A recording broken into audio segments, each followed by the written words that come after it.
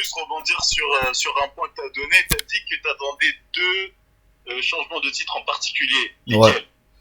Bah, le titre intercontinental et le PIMS mondial. Et tu peux nous en dire plus ou sur ce que tu penses, qu'est-ce que tu penses qui va se passer exactement? Ben, je pense que le Judgment Day va coûter le titre à Damien Priest. D'un autre côté, après, Seth Rollins peut très bien perdre aussi, hein, c'est ça, en fait, je ne sais pas qui peut gagner. Rollins peut regagner le championnat comme Priest peut conserver. Ben, après, je vois plus Judgment Day venir embrouiller Priest en mode Mystico. Et j'attends aussi que Braun Caster fracasse Sami Zayn pour le titre intercontinental. Donc voilà les deux changements que j'attends. Ok. En fait, en ce qui concerne le pins mondial, comme tu aimes tant l'appeler, comme tu commences à ne plus trop être d'accord avec toi, mais j'attends encore un petit peu que Gunther porte la ceinture avant de totalement t'interdire de prononcer ce nom. Parce que ah oui, carrément, il y a un ultimatum en fait. oui, non, j'attends encore. Mais pour l'instant, je suis de moins en moins d'accord avec toi concernant le pins mondial, mais c'est pas encore totalement ça. Donc je te laisse encore l'opportunité de l'appeler comme ça, jusqu'à ce que Gunther prenne la ceinture, et là, tu n'auras plus le droit. Ah oui, la dictature du ring général. Voilà, c'est ça. Mais le problème avec ça, c'est que justement, comme on sait que Gunther va avoir un match pour le titre à SummerSlam, on sait aussi, enfin, il faut aussi essayer de voir qui va ça sera en battant qui, en fait, qui va devenir champion. Ah, c'est ça. Et c'est vrai que pour moi, c'est mieux si c'est en battant Seth Rollins. Ouais. Mais en même temps, j'aimerais bien que Damien Priest batte Seth Rollins. C'est dommage. Ouais. Je trouve c'est dommage que Damien Priest perde contre Seth Rollins. Ça serait dommage, je trouve. Mais en même temps, pour la storyline, ça serait mieux. Et puis c'est vrai que ça pourrait conduire avec une séparation Judgment Day qui lui coûte la ceinture. On va voir après Liv Morgan. C'est vrai que les histoires peuvent se pousser derrière, mais c'est dommage quand même que Damien Priest perde contre Seth Rollins. C'est vrai. Après, ça permet de donner un peu de piment, tu vois. Damien Priest aussi, il peut conserver vraiment pour bien l'établir dans le main event. Qui perd contre Seth Rollins, bon, c'est pas grave, c'est Seth Rollins en face. En plus, Damien Priest a déjà fait l'exploit de conserver contre McIntyre, même si, bon, il y a encore l'autre rageux de CM Sucks qui était dans les parages, mais ouais, ça, le bilan, c'est que son règne aura été bien quand même, quoi qu'il arrive, quoi. Oui, mais est-ce que du coup tu vois Gunther battre Damien Priest? Ben, Gunther gagne dans les deux cas, hein. Oui, je le vois le battre, bien sûr, il gagne dans les deux cas. Mais c'est mieux si c'est Seth Rollins, je trouve. Ouais, c'est vrai que dans le... Comment dire ça? Que dans l'image, c'est vrai que c'est plus prestigieux de se dire qu'il a remporté le titre en battant Seth Rollins. À voir. Les deux possibilités restent de toute façon, je pense, intéressantes pour la suite du titre mondial. Et c'est pour ça que, oui, je suis moins d'accord avec toi sur ce titre de pins, parce que maintenant, on a envie de... Voilà, on est intéressé par qui va porter la ceinture, qui va la rendre plus prestigieuse, qui doit la défendre. On est intéressé. Ouais. Et ça paraît de plus en plus prestigieux. Je pense que ça le sera d'autant plus quand Gunther sera vraiment le champion. Alors là, ça sera le Graal. Mais bientôt, tu vas devoir arrêter ça. Mais comme je t'ai dit, pour que ça ait un certain prestige et une certaine légitimité, il fallait du temps. De toute manière, c'est comme je t'ai dit, hein. Donc, fallait bien que ça arrive. Sinon, il y aurait pas d'intérêt à avoir ce titre-là. Oui, je trouve que ça arrive... C'est juste que ça fait, pendant un long moment, ça fait un petit secondaire, et là, ils font vraiment des efforts pour que ça soit vraiment au même niveau que le titre mondial, depuis que Reigns n'est plus là. Oui, c'est vrai. Il y a des grosses superstars qui se battent pour... Et puis le titre ils ont bien fait de ne pas faire l'erreur de faire perdre Damien Priest contre Drew McIntyre. Ouais. Je trouve que c'est une bonne chose. Ça donne encore plus de légitimité, plus de crédibilité aux champions, au championnat. Il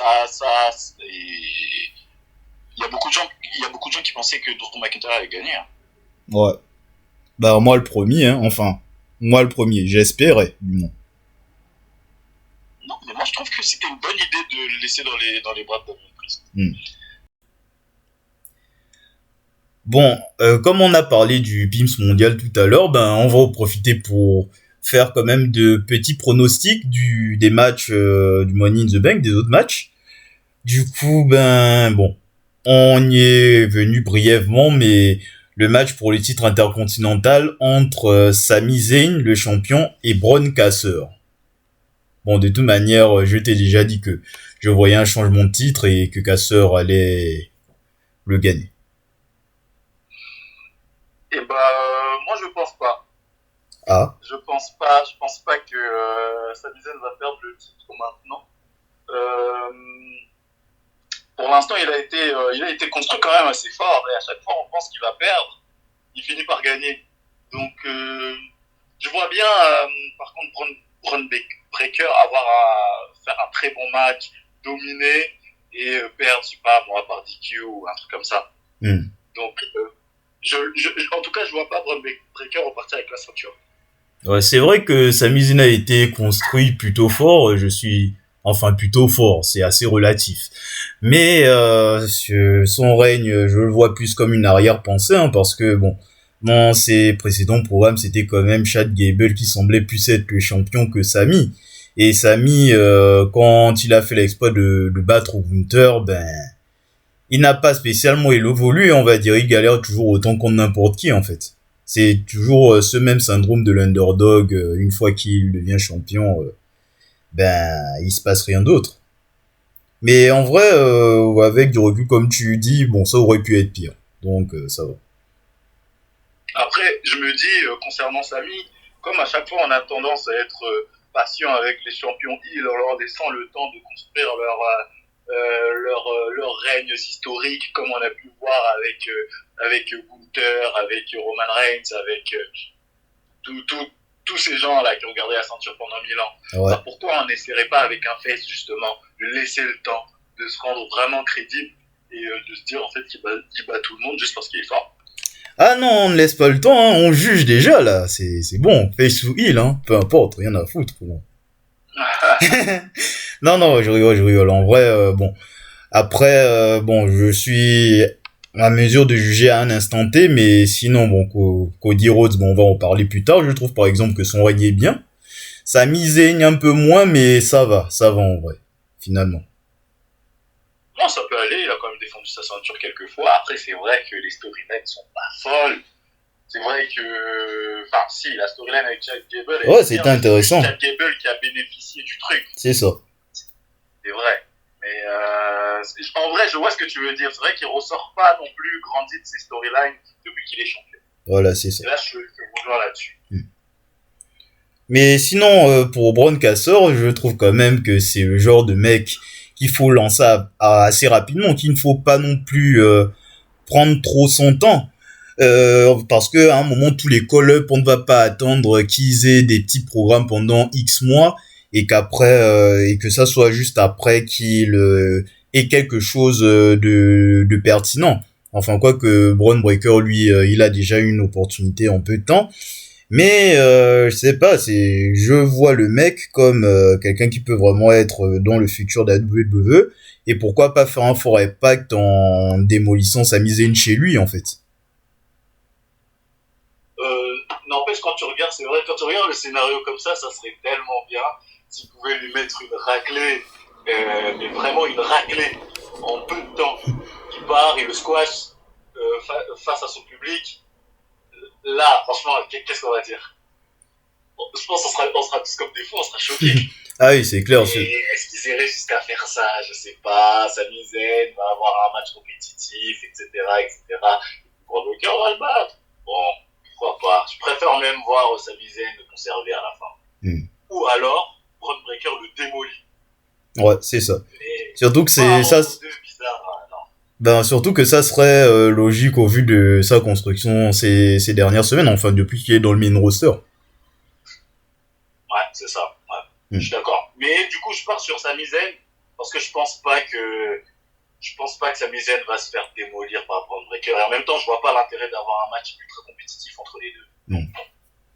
Ouais, c'est vrai. Super. Bon, on passe à la suite. Donc le six-man tag team match entre Cody Rhodes, Kevin Owens et Randy Orton, que je vais gentiment appeler Legacy 2.0. Il manque juste DiBiase, Kevin Owens a pris sa place, contre la Bloodline. Donc je te laisse me dire ce que tu penses globalement de l'histoire de la Bloodline et de ce match. Alors la Bloodline en ce moment, c'est vrai qu'on a passé beaucoup de temps à les critiquer à juste titre, parce qu'il manquait vraiment ce petit quelque chose qui pouvait les rendre crédibles. Solo Sikoa, il était vraiment pas crédible dans son rôle du nouveau chef tribal. Même si Paul Heyman faisait vraiment de son mieux pour les rendre crédibles, flippants et tout, mais ils étaient pas flippants en fait. Ouais. Surtout Sikoa. Ils gagnent pas forcément tous leurs matchs. Surtout Sikoa qui passe de comment dire ça, enforcer très fort, genre mec le plus balèze à Bloodline après Roman Reigns, à un mec quand même qui en chie quand même hein, pour dominer les autres. C'est ça. Le downfall c'est quand même incroyable chez Solo. Et puis ces deux backup dancers comme ils disent les Américains, qui sont pas du tout flippants en fait. Ils essaient de nous faire croire que ces gens-là sont des malades mentaux. Mais je vois pas pourquoi. Déjà quand ils sont sur le ring, ils sont pas particulièrement vicieux ou je sais pas moi, dangereux. Qu'est-ce qu'ils font quand ils voient qu'ils perdent le contrôle du match? Ils utilisent une chaise, ils utilisent un objet. C'est pas... Sauf que là, avec l'addition de Jacob Fatou, oh là là là là là là là là. Ah ouais, tu as déjà eu un coup de cœur pour ce mec en fait. Oh là là là là là là là là. Mais moi, tu sais que je suis bon public. Hein. Moi, je suis bon public. Et là, j'ai aimé ce que j'ai vu. C'est vrai que j'en entendais parler et tout, sur les réseaux et tout, comme tout le monde. Ouais. Mais le voir, et en plus de cette manière-là, et après quelques temps, je crois le SmackDown, d'après ses débuts, il a eu son entrée. Tu sais que moi aussi, je suis fan des entrées. Je suis fan des ceintures, des entrées. Ouais. Les entrées. L'entrée de Jacob Fatou, s'il te plaît. Non. Là, je suis à fond de nouveau dans la storyline. Et du coup, pour mon pronostic, je pense que Solo Sikoa, après ce qu'il a fait à Paul Heyman, il doit gagner. Ouais. Ouais, la Bloodline doit gagner aussi. Hein. Après, que quand tu parles des backups qui ne sont pas bons, moi, personnellement, j'aime bien Tama Tonga, en fait. Ben, moi, je vois, enfin, c'est pas dérangé dangereux, mais vraiment le côté dérangé, j'aime bien. Bon, après, globalement, c'est souvent les personnages que j'apprécie bien dans le catch. Et en fait, ne vois pas ces mecs comme des mecs qui sont ultra, dangereux dans le sens où ils sont ultra forts, mais c'est juste des mecs, en fait, quand on les envoie au champ de bataille, ils se lâchent, en fait, c'est ça. Peu importe la manière. C'est pas juste dans... Il faut pas voir, en fait, qu'ils sont plus balèzes par rapport à la Bloodline d'avant, et je pense pas que ça soit le principe de la Bloodline actuelle. Je pense que le principe, c'est plutôt d'aborder les choses différemment de l'original. Donc, c'est-à-dire qu'ils foncent plus dans le tas, en fait. Moi, je vois ce que tu veux dire. Moi, c'est pas comme ça que j'ai compris leur personnage. Un peu, peut-être que je l'ai mal compris, mais j'avais vraiment l'impression, quand Paul Heyman parle d'eux, la manière dont il a peur d'eux, avec les yeux rouges, la barbe blanche qui repousse et tout, ouais. on dirait que ces gens-là, faut pas rester dans la même pièce qu'eux, parce qu'à tout moment, le gars peut venir t'étrangler. Mais c'est pas le ressenti que j'ai quand je les vois, en fait. Oh ouais, je comprends. Oui, c'est vrai qu'il peut y avoir une contradiction entre l'action et la théorie, c'est vrai.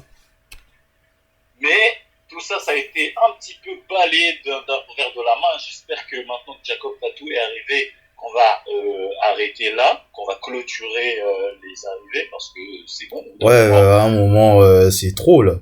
Déjà, en plus, on va se concentrer un peu plus sur les personnages de Tama Tonga et Tanga Loa nous les présentaient vraiment qu'ils aient une personnalité. Ouais. Bon, Tama, il en a déjà, mais c'est vrai que l'autre, c'est à voir. Hein. Tanga Loa, pas trop de personnalité. Hein.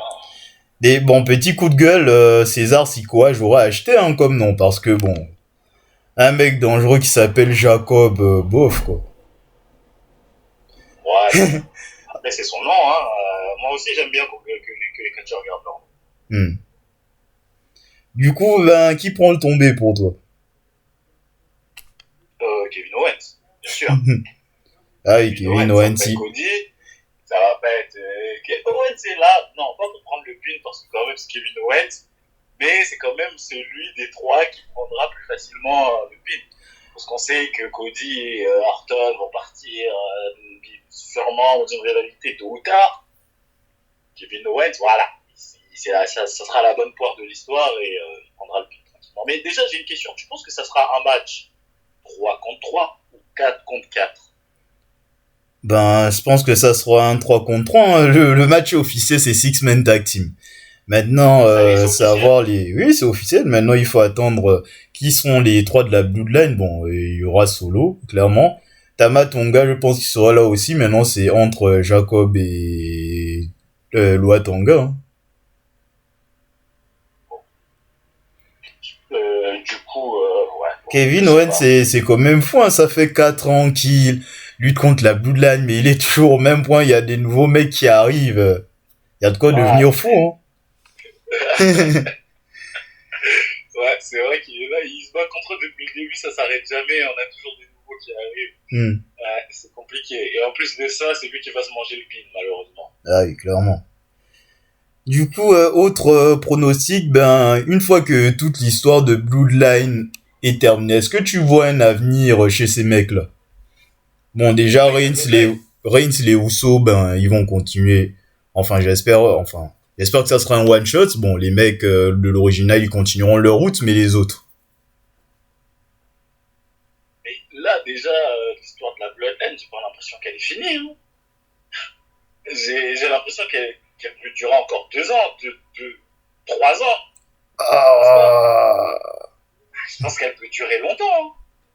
Parce que là, déjà, la première histoire de la Bloodline, à chaque fois, on se disait, ouais, quand vous pensez, ça va prendre quelle direction? Et puis ça continue.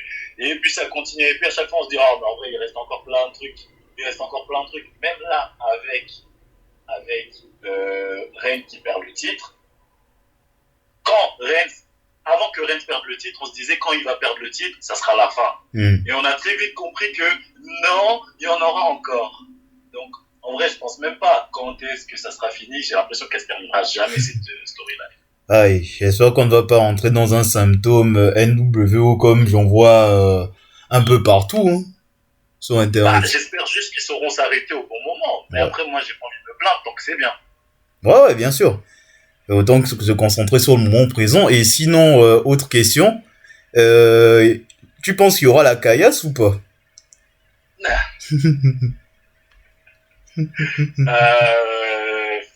Je pense pas. Honnêtement, non, je pense pas. D'accord. T'es un peu trop prématuré, tu crois pas? Je sais pas. Bon, j'attends de voir comment ça se passe parce que bon, ça pourrait apporter plus de crédibilité à l'autre Bloodline, mais ouais, à voir. Parce que je ne sais pas en vrai. Tu penses qu'il est derrière tout ça, réellement, le Rock? Oh ouais, je pense qu'il est derrière tout ça, qu'il est plus ou moins impliqué à distance dans l'affaire de la Bloodline. Surtout que dans la route pour WrestleMania, il s'imposait un peu plus comme le chef que Reigns, donc ça m'étonnerait pas. Ouais. Et d'ailleurs, petit aparté, t'as vu le documentaire ou pas de Pas du tout. Tu l'as pas vu? Et je compte pas regarder, du coup, qu'est-ce que j'ai raté? Pas grand chose, on n'apprend pas grand chose. Je me disais bien aussi. On n'apprend pas grand chose, et puis, ouais, le Rock, il s'approprie un peu le truc, en vrai, comme il fait à chaque fois. Bah ouais. Il s'approprie le truc, ouais, c'est vrai qu'on était parti pour faire ça. Et dès que j'ai vu que les fans n'étaient pas contents, même si. En plus, ce bâtard, tu sais ce qu'il dit? Il dit, même si ce n'est qu'une minorité, partie. Les Cody Crybaby. Et bah, ça dérange le Rock. Ça dérange le Rock. Aïe, aïe, aïe. Vraiment, il aime trop être le personnage principal, hein, ce cher C'est Dwayne. ça. Ah ouais, non, vraiment, là, c'était le personnage principal du documentaire. Après, il y a des choses qui sont intéressantes, hein. Je vais pas cracher dans la soupe, j'ai quand même regardé tout le documentaire. C'est intéressant de voir toujours les backstage et tout, les interactions entre eux, parce que c'est des trucs qu'on voit pas. Mais sinon, en soi, ce qu'on apprend, rien. Qu'est-ce qu'ils essaient de faire, c'est le Rock, regardez comment il est gentil, c'est lui qui a sauvé WrestleMania. Voilà. Ah, c'était sûr, hein. Bon, on a bien passé de temps sur la Bloodline, etc. Maintenant, on va passer à l'attraction principale, veux-tu? On va commencer d'abord par le Money in the Bank match féminin. Avec Chelsea Green, Io Sky, Lyra Valkyria, Naomi, Tiffany Stratton et Zoe Stark. D'abord, première question, est-ce que ça t'a dérangé que Dakota Kai ne soit pas qualifiée? Bah, ça m'a, je vais pas dire dérangé en soi, mais ça me fait un peu, je commence un petit peu à souffler. Voilà. Ça me plaît, parce que j'aime bien Dakota Kai et je pense qu'elle mérite quand même qu'on lui donne sa chance. Jusqu'à présent, je pense qu'elle n'a pas encore eu vraiment une vraie opportunité de montrer qu'elle pouvait briller et tout. Après, elle est à sa place. Il y a déjà Io Sky, est-ce que tu mets deux membres du Damage Control dans le match? Ah, mais pourquoi pas? C'était déjà le cas l'année dernière. Hein. Oui, justement, c'est pour ça que je me suis dit peut-être qu'ils n'ont pas voulu le refaire encore. Après, t'inquiète, Dakota Kai, elle est à sa place. Du temps qu'on la voit à la télé, elle a un rôle quand même assez important à Damage Control, ça va. Toi, tu penses pas qu'elle mérite un peu plus? Ben, je ne me pose pas spécialement la question, mais je trouve que, voilà, ce qu'elle fait, voilà, c'est suffisant, quoi. Bah, moi, comme je t'ai dit, c'est pas non plus que ça me dérange, je peux pas non plus abuser, mais je l'aime bien et j'aimerais bien voir si elle a le calibre, si elle a le potentiel de proposer vraiment quelque chose d'intéressant, parce qu'elle n'a pas encore eu l'opportunité de montrer. Ça fait quand même 2 ans, 3 ans qu'elle est là, qu'elle monte sa tête, au bout d'un moment, donner une opportunité juste pour voir. Pas parce qu'elle mérite ou pas parce que... Juste pour voir. Elle est là, mais ouais, mais... Juste pour voir, tu vois. Ouais, je vois. Après, j'imagine que WWE se méfie un peu parce que, bon, elle s'est déjà beaucoup blessée dans sa carrière. Ouais. Donc, je ne sais pas si ça joue aussi. Ah, je pense que ça joue quand même. Ouais. Elle est pas fiable, elle se blesse souvent, c'est vrai. Ouais. C'est vrai. Mais à part ça, toi, tu vois qui? Alors, je vais procéder par élimination. Zoe Stark, c'est mort déjà. Bon, elle, c'est vraiment là, il fallait une autre participante. Ensuite, Lyra, Valkyria et Io Sky, bon, elles vont se neutraliser dans ce match, donc je les vois pas gagner. Sinon, le top 3, ben, ça ira à SmackDown. Hein. Et je dirais, pour le top 3, je dirais, dans le désordre, Naomi, Chelsea Green, Tiffany Stratton. Voilà.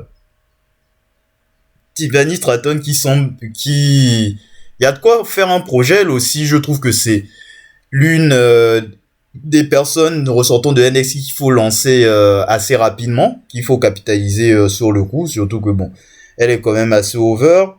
Bon, Chelsea Green pour la blague, mais bon, à un moment ça va 2 minutes quoi. J'ai vu des photos de Chelsea Green avec la mallette, franchement, bon, c'est rigolo, mais ça va 2 minutes, ça servira à rien. Et je verrai quand même Naomi quand même avoir ses chances. Parce que je la vois beaucoup en interaction avec Bayley, donc pourquoi pas représenter une menace, revenir un peu dans la title picture. Ok, je vois. Déjà, bon, si on fait par élimination... mais du coup, attends, tu choisis qui comme finalement comme vainqueur? Ben, je dirais plus Stratton. Stratton. Ouais. Sur Stratton. Deuxième choix, Naomi. Ok. Moi, si je procède par élimination, j'arrive sur les mêmes 3 que toi. Ils ont les mêmes raisons évidentes. Mais du coup, je ne mettrai pas vraiment ce ce même top 3 là, moi je pars plus sur Chelsea Green. Non. Ouais, je pars sur Chelsea Green, mec. Ouais, je pars sur Chelsea Green. Je trouve que t'es dur, je le trouve très dur. Je trouve que justement, c'est ce qui lui manque. C'est ce petit truc qui lui manque. Parce que moi franchement, je la trouve divertissante, hein. J'aime bien la voir. Oui, bien sûr, elle est divertissante, mais ça s'arrête là quand même. Et Oui, elle va mais pas non justement, c'est parce que plus. c'est justement pour ça qu'elle a besoin de la mallette. Et en plus, je trouve que ça va totalement avec son personnage, ce côté un peu opportuniste, un peu Carmela, tu vois. Ça ose comparer à Carmela. Oh là là. Non, mais c'est pas le même personnage, mais tu sais, c'est ce type de personnage. Et je trouve que ouais, Chelsea Green, il lui manque. Pour moi, c'est celle qui en bénéficierait le plus avec Stephanie Stratton. C'est vrai que Tiffy Time, oui, moi aussi j'aime bien, et que c'est ce genre de catcheuse qu'il faut lancer assez vite. Donc c'est soit elle, soit Chelsea Green. Mais je pense quand même que Chelsea Green en a plus besoin que Stephanie Stratton, qui, elle, je suis quasiment sûr, on est tous sûrs qu'elle sera championne très rapidement. Ouais. Chelsea Green, c'est soit elle sera championne avec la mallette, soit ça risque d'être compliqué. Ouais, elle va surtout gagner la mallette pour échouer son cash-in et tout le monde va rigoler. En gros, ça servira à rien, quoi. Non, je suis sûr que si elle a la mallette, elle va réussir son cash-in, j'en suis sûr. J'en suis sûr. Et ça sera fait d'une manière vraiment qui va vraiment nous frustrer. Ah bon? Et ça sera bien. Ah, tu paries un kebab pour ça? Que Chelsea Green gagne, elle remporte le titre? Ouais. Je parie même 2 kebabs. Ok, super. Ah, vraiment, je vais bien manger, hein, gars. Merci d'avance. Allez. Bon, bah, on va passer maintenant au Money in the Bank Leader Match masculin. Oh, excuse-moi, le Hit in the Bank, voilà. Parce que bon, je vais te dire déjà, Jey Uso, il remporte la mallette. Allez, let's go. J'en ai rien à cirer. Andrade, Carmelo, Chad Gable, Drew McIntyre et les Naz, vous êtes bien gentils, mais restez de côté, c'est pour Jey. Et les Knights, c'était l'année dernière. Ils ont raté le truc. Bon, après, c'est pas me plaindre ce qu'ils ont fait avec Damien Priest derrière. Bon, pour la finalité que ça a eu, c'est bien. Andrade, laisse tomber, vas-y, hop, au revoir. Après, il y a qui? Andrade, Carmelo Hayes. Non, Drew McIntyre. Je sens bien CM Punk qui vient lui coûter le match. Tu le sens pas, toi? Ah, moi je verrais bien autre chose. Ok. Mais moi, je vois bien CM Punk. CM Punk qui vient lui coûter le match d'une façon ou d'une autre. Donc, Drew McIntyre, non. Donc, il reste qui? Il reste Carmelo Hayes. Ouais. Ou alors, il reste Jey Uso. Hit. Carmelo Hayes, je pense quand même que c'est un choix crédible parce que l'année dernière, ils nous ont fait le coup de ne pas donner de ne pas donner la mallette à celui qui était le plus pressenti. Moi, je voyais pas trop Damien Priest repartir avec la mallette, hein. Ah, moi aussi, par contre. Et puis, c'était pas celui que tu disais, ouais, il est prêt à être champion du monde là tout de suite. Donc, je me dis, pourquoi pas encore une autre surprise du genre à la donner à Carmelo Hayes, qui est jeune, qui est après. Est-ce qu'ils vont aller jusqu'à assumer le faire gagner la ceinture? Donc, finalement, dernier choix, et le choix le plus évident, et le mec qu'ils ont mis en poster, avec la mallette, allez, fixe dessus, Jey Uso. Voilà. Allez, on va dans le 30, ça arrête pas là. Jey Uso remporte le Money in the Bank, il va encaisser à Bash in Berlin sur Gunther, des Ring General pour arrêter la dictature. Allez, let's go. Après, ça, je sais pas. Mais c'est vrai que Jey Uso avec la mallette, ça serait bien. Parce que c'est vrai que lui, là, je sais pas s'il a pas la mallette, où est-ce qu'il va aller. On pourrait le remettre un petit peu dans la storyline de la Bloodline, mais Oh, flemme. même, tu vois. Donc en vrai, il a pas trop de direction. Tous les autres, ils ont déjà des storylines qui sont en cours ou qui. LA Knight, il est avec Logan Paul. Drew McIntyre est avec CM Punk. C'était qui l'autre? Andrade, bah, il est pas trop crédible en soi, tu vois. Il pourrait faire Andrade, mais le gars, il sait même pas parler. Et bah, Carmelo Hayes, voilà quoi. Donc, il reste que Jey Uso, donc pour moi, c'est Jey Uso. Et du coup, autre question, est-ce que tu penses que ça sera le Money in the Bank des interventions, ce match-là? Ah oui. Ah oui. Bah oui, on a déjà dit, Drew McIntyre, pour moi, c'est sûr que CM Punk, d'une manière ou d'une autre, lui coûte le match. Ça, c'est sûr et certain, vous pouvez déjà l'écrire. C'est sûr. Après, LA Knight, je vois bien Logan Paul qui lui coûte le match, d'une manière ou d'une autre. Ça encore, bon, voilà, je suis pas totalement convaincu. Mais après, est-ce que des membres de la Bloodline pourraient intervenir pour Non, c'est bon là, c'est fini. C'est fini là. Il n'y a plus à revenir là-dessus. À un moment, vous avez fini avec Jimmy et Jay, le cinéma WrestleMania 40, faites pas chier maintenant en fait. Ils vont le remettre. Ils vont le remettre. Voilà, c'est ça mon opinion en tout cas sur les. En tout cas, c'est ça mes pronostics pour le Money in the Bank. C'est ça. Et je pense qu'il y aura faut pas non plus qu'il y ait trop d'interventions, une seule intervention suffit, mais effectivement, c'est là que s'arrêtent les pronostics du Money in the Bank. Donc, si vous en avez à proposer, ben, on vous laisse vous manifester dans les commentaires, et on va s'arrêter ici. Et on se retrouve pour une prochaine vidéo la semaine prochaine. À bon attendant, salut!